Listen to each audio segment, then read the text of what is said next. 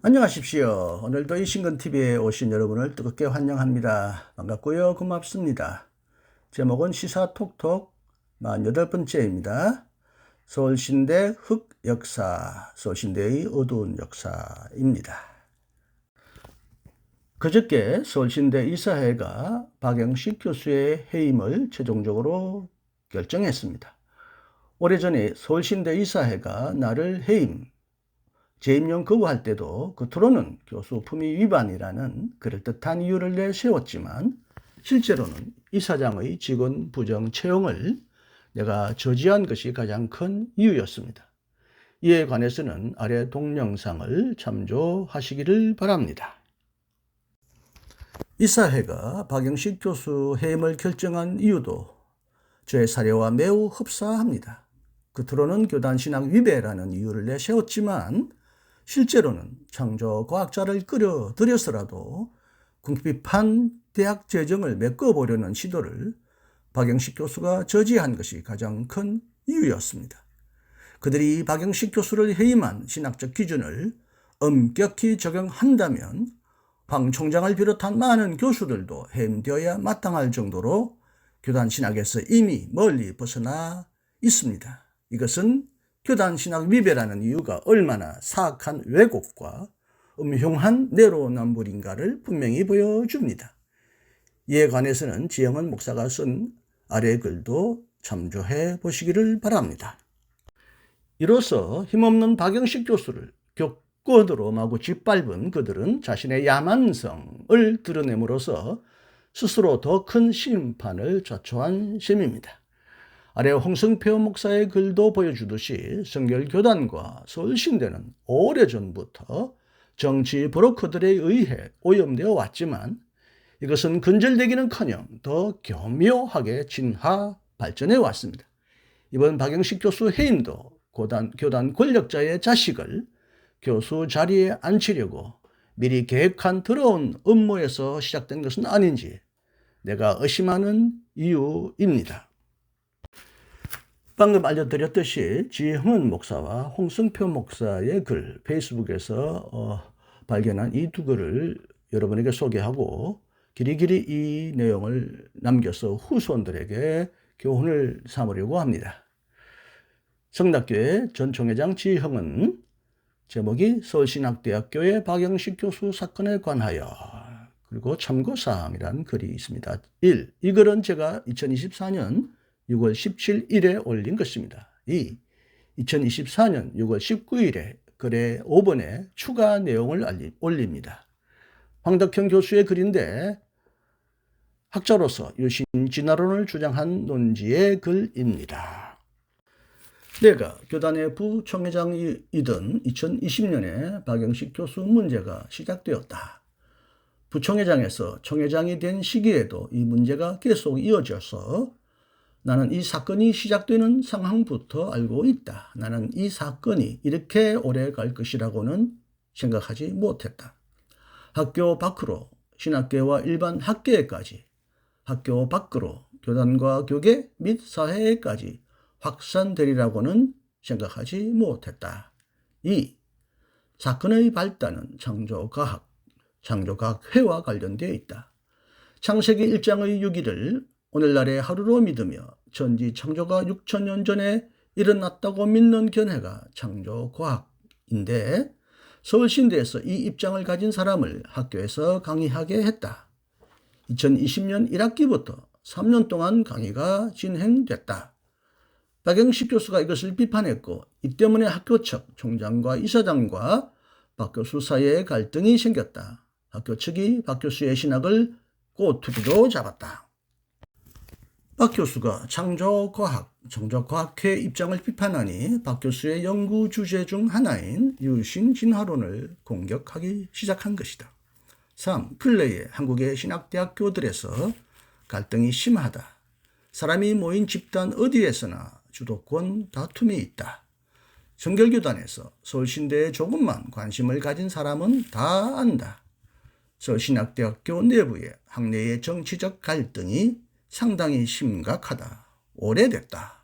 그런 와중에 학교 측에서 꼬투리를 잡은 것이다. 4. 이 사건은 본디 신학적인 문제나 교단 신학의 정체성 문제가 아니다. 박영식 교수의 신학이 성결교단의 신학과 신앙에 위배된다든지 기독교 대한성결교회의 교단 신학교육기관인 서울신학대학교의 정체성에 위배된다든지 하는 문제가 아니다. 학교 내부의 구성원들이나 학교 문제를 조금만 알고 있는 사람들에게는 빤히 보인다. 학교 내부에서 그동안 이어져 온 인간관계의 갈등 문제다. 5. 이 사건이 순수하게 신학과 신앙에 관한 문제가 아니라는 점은 이 사건의 진행을 조금만 보면 누구에게라도 명백하다. 몇 가지만 예로 들자. 1. 징계위원회에서 문제로 삼은 박영식 교수의 저서 창조의 신학은 2018년에 출간되었다. 신학적인 정체성 문제라면 진작 검토되었어야 한다. 나중에 학교 내부의 갈등 때문에 신학적 문제를 꼬투리로 잡은 것이다. 2. 더구나 이른바 유신진화론 문제는 현 총장의 저술에도 유신진화론을 상당히 받아들이는 언급이 여러 군데 나온다. 징계를 추진하는 중심 인물 자신이 학자로서 유신진화론을 충분히 받아들이면서 다른 교수를 징계한다는 것은 어불성설이다. 추가한 내용입니다. 초록색으로 표기했습니다. 황덕형 총장의 아래 글에서 네 번째 문장까지는 이해가 쉽지 않을 수 있다. 창조와 진화에 관한 논의에서 대립되는 두 개념, 곧 우연과 설계를 잘 생각해야 한다. 그러나 다섯 번째 문장부터는 이해가 쉽다. 이 글은 황덕형 총장이 각주에서 자신의 주장을 펼친 것이다. 글의 출처 조직신학연구 2014년 81쪽부터 104면에 실린 황덕형, 그 당시는 총장이 아니었죠. 황덕형 교수의 논문 창조와 개혁으로 본 바로트 신학에서 86부터 87면의 각주 12. 그 당시 황 교수의 글을 그대로 인용했죠. 두 번째로 생명의 기계론적 설명과 연관해서 우리가 눈여겨봐야 할 점은 우연과 설계 사이의 차이다. 다윈의 자연 토테설은 찰스 하지가 올바로 본 것처럼 이 모든 세계가 지적 설계자로부터 발생하지 않을 수 있다는 가능성을 명료화시켰다. 우연은 하나의 완벽한 설계를 생성할 수 있는가라는 논점이 새로운 논쟁으로 번져가는 것이다. 우리는 꼭 하지처럼 설계가 생성될 수 있다는 것을 두려워해서는 안 된다. 그 대신 우리는 그 생성의 과정이 더 큰 섭리 속에 있을 수 있음을 제시할 수 있다. 즉, 진화를 하나님의 창조의 긴 과정의 하나로 볼 수 있을 것이다. 이는 세 번째로 그리고 가장 결정적인 기준에 닿게 되는데, 즉 종이 변화하지 않는다는 학설을 주장하는 것이 과연 성서의 신학적인 진리와 상응하는가 하는 점이다. 만일 우리가 이 세계의 다양한 종들 사이의 변화와 상호 간섭을 인정할 수 있다면 그것은 더 이상 쓸데없는 창조, 진화의 논쟁의 종지부를 찍을 수 있을 것이다. 괄호 열고 세균이나 바이러스의 수준에서는 수없는 간섭이 일어나고 있으며 실제로 우리는 그것을 조류, 독감 등에서 날마다 확인하고 있다. 가로 닫고. 3. 학교 측은 교단 신앙과 관련된 박 교수의 신앙 정체성을 문제 삼으면서 박 교수의 신학 이론이 사중복음을 부정하게 만든다고 주장한다. 박 교수가 사중복음에 관해서 그런 얘기를 하지도 않았는데 말이다. 반면 전 총장의 저서에는 사중복음 자체가 신학적으로 논의할 가치조차 없다고 폄하한 내용도 있다.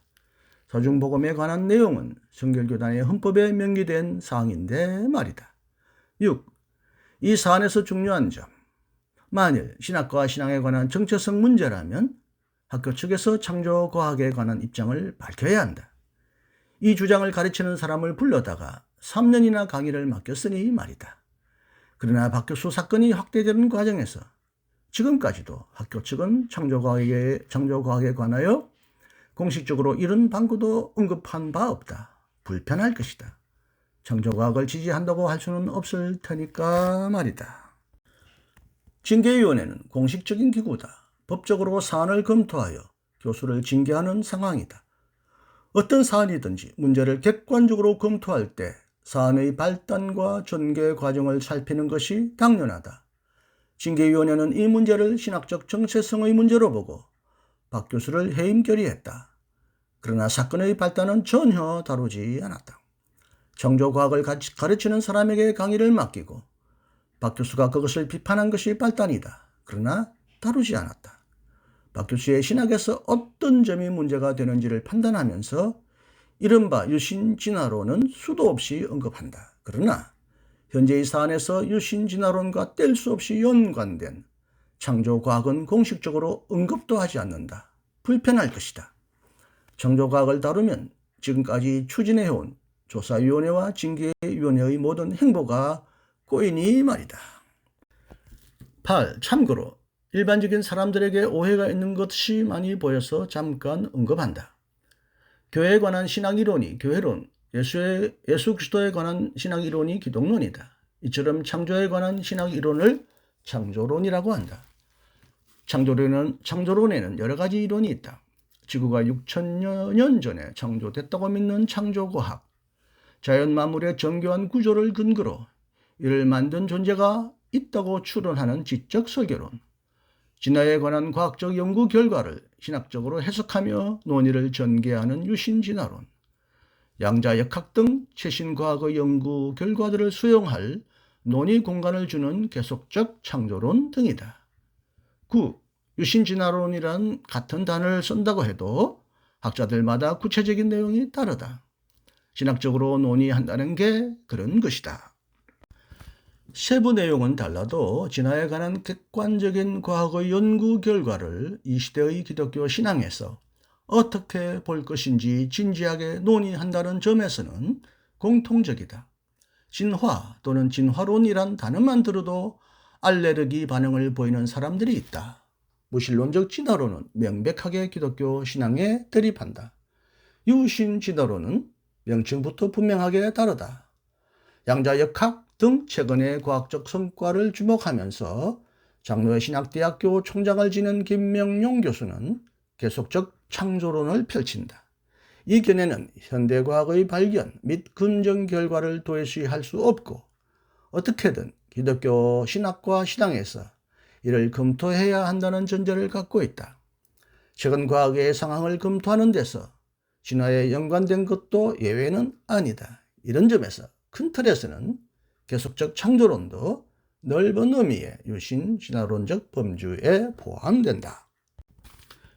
10. 참고로 계속적 창조라는 개념은 16세기부터 17세기에 개신교 정통주의 때 이미 있었고 기독교 신학의 정통적 흐름에 이어져 내려온 것이다. 개신교 정통주의는 종교 개혁을 잇는 프로테스탄트 신학의 핵심이다. 11. 나는 박 교수 문제를 지난 4월 중순에 공적으로 처음 다뤘다. 성결교단의 교단 신문인 한국성결신문에 칼럼을 썼다. 이 글에서 나는 이 문제가 외부로 더 확산되지 않고 학교 내부에서 원만하게 매듭지어지기를 바랐다. 지금이라도 그렇게 되기를 간절히 바란다. 내 칼럼의 마지막 부분이 이렇다. 서울신학대학교 교수들의 학문적 양심과 소신, 이 사회 행정의 신중함과 정당성, 이미 외부로 확대된 여러 상황의 원만함이 절실하다. 우리 교단 외부에서 온통 얘기들인데 교단이 떠밀려서 개입하는 모양새가 될까 걱정된다. 이어서 홍승표 목사의 글을 또 소개합니다. 며칠 전에 페이스북에 올렸는데 이 문제를 더욱더 구체적으로 정치적으로 해석한 독특한 글이길래 여러분에게 남겨드립니다. 며칠 전에 어느 모임에 갔더니 성결교회와 서울신대에 대해 관심이 뜨겁다는 것을 느꼈습니다. 이 문제로 인해 서울신대나 성결교회에 대한 무비판적인 오해가 없기를 바랍니다. 그럼에도 불구하고 성결교회 안에는 다양한 생각들이 있으며 시대적 사명을 감당하고자 고군분투하는 지체들이 많이 있다는 것을 말하고 싶습니다. 이 문제로 인해 교단 안에서 찬반이 나누어져 갈등이 심화되지 않기를 소망합니다. 저는 개인적으로 교단 안에 일어나고 있는 혼란의 근본적인 원인이 교단 선거의 타락에 있다고 분석합니다. 단지 서울신대만의 문제가 아닙니다. 누가 총회장이 되느냐가 중요한 문제입니다. 특별히 공천권을 행사하는 총회장이 누구냐가 중요합니다. 이것을 노리는 선거 브로커들이 있습니다. 교단 안에 다양한 선거 브로커 그룹들이 있습니다. 선거를 도와주고 공천권을 확보하는 것입니다. 지금의 서울신대 일부 이사들이 그렇게 공천된 자들입니다. 징계위원회의 일부 인사들도 마찬가지입니다. 이들이 서울신대 이사로서 전문성을 가진 자들도 아니고 그저 공천된 자들에 불과합니다. 그들의 공천 배후에는 선거 브로커들과 손이 닿아 있습니다. 그러니 모든 문제의 원인은 선거 타락에 있다는 것입니다. 겉만 보고 쉽게 단정하거나 단정 짓거나 판단해서는 안 됩니다. 지금도 다음 이사장을 놓고 치열한 싸움이 진행되고 있다고 합니다. 뿐만 아니라 이사로 공천받기 위해 총회장에게 줄을 대고 있다고 합니다. 선거 브로커들에 의해 총회장이 되어 이사들을 공천하고 그 이사들이 총장을 선출하고 교수들을 임용하고 징계위원회를 맡는 이 구조가 심각한 문제라고 봅니다. 이런 구조다 보니 학교 내에서 출세 좀 해보려는 자들은 이사들을 쫓아다닐 수밖에 없습니다. 선거 브로커들의 네트워킹은 대단한 권력이기도 합니다. 심지어 그들이 개혁의 대상임에도 불구하고 개혁을 외칩니다. 그들 중에서 총회장 후보자가 나오고 있습니다.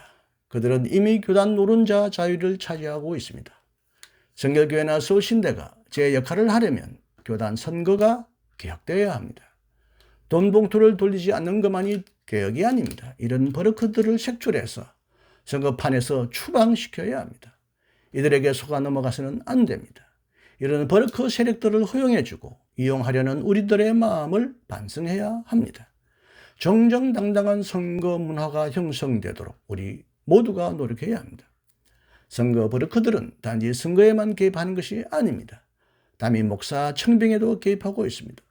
심지어 교회 재산 문제에도 개입하고 있습니다. 지금 이 혼란의 상황을 그들이 구경하고 있다고 생각되지 않습니까? 이들을 욕해야 합니다. 외부로 드러난 문제만 보고서 서로 욕하고 비방하지 맙시다. 그러면 그럴수록 더 진흙탕 싸움만 되고 말 것입니다. 이번 기회를 통해 총회장의 공천이 얼마나 중요한가를 알았으면 좋겠고 이사회도 자중하시고 현명한 결정을 해주시기를 바라며 해당 교수도 교단 안에서 학자로서 어떤 처신을 해야 하는지를 배우는 과정이 되었으면 합니다. 그래서 관심 있는 모든 분들에게 성숙한 모습을 보여주시기를 소망합니다. 네, 원래는 여기까지 방송해드리려고 계획했지만 서울신학대학교와 성결교단을 사랑하는 동문, 목회자와 신학자의 입장문이 성결신문에 게재되었다고 알려와서 그 내용을 여러분에게 읽어드립니다. 내용은 지금 글자는 작게 보이지만 제가 또박또박 읽어드리겠습니다. 성부 하나님께서 성자 예수 그리스도 안에서 우리를 속량하시고 성령 안에서 성결교회의 한 가족 되게 하심을 감사드립니다. 최근 서울신학대학교 징계위원회에서 박영식 교수를 징계하여 해임 결정을 내렸습니다. 이에 학문 공동체의 일원을 해임하는 결정을 내린 것에 대해 성결교회 가족들은 당혹감과 의문을 느낍니다. 이러한 결정에 이르기까지 성결교회의 목회자와 인재를 양성하는 서울신학대학교에서 그리스도의 사랑의 깊이와 너비를 보여주지 못하고 분열과 비난의 목소리를 높인 점에 대해서도 우리는 매우 염려스럽게 생각합니다. 1. 우리가 아는 박영식 교수는 지난 11년간 서울신학대학교에서 가르치면서 학생들에게 존경받는 교수 중 하나였고 성결교회 신학의 저술에도 참여하고 글로벌 사중복음연구소에서 동력하여 신유의 신학을 저술한 바 있는 교단의 자랑스러운 학자입니다. 또한 그의 창조신학은 성결교회가 그동안 주장해왔던 창조론의 기조에서 벗어남이 없습니다. 2. 이번 사태와 관련하여 우리 교단의 교육기관인 서울신학대학교는 자랑스러운 학문 공동체로서의 면모를 보여주어야 함에도 학문적인 논의의 장을 충분히 마련하기보다는 박영식 교수의 학자적 견해를 왜곡하고 폄훼하여 한국성결신문과 언론을 통하여 그를 유신 진화론자로 매도하고 낙인을 찍는 일에만 몰두한 것에 깊은 우려와 실망감을 감출 수 없습니다. 3.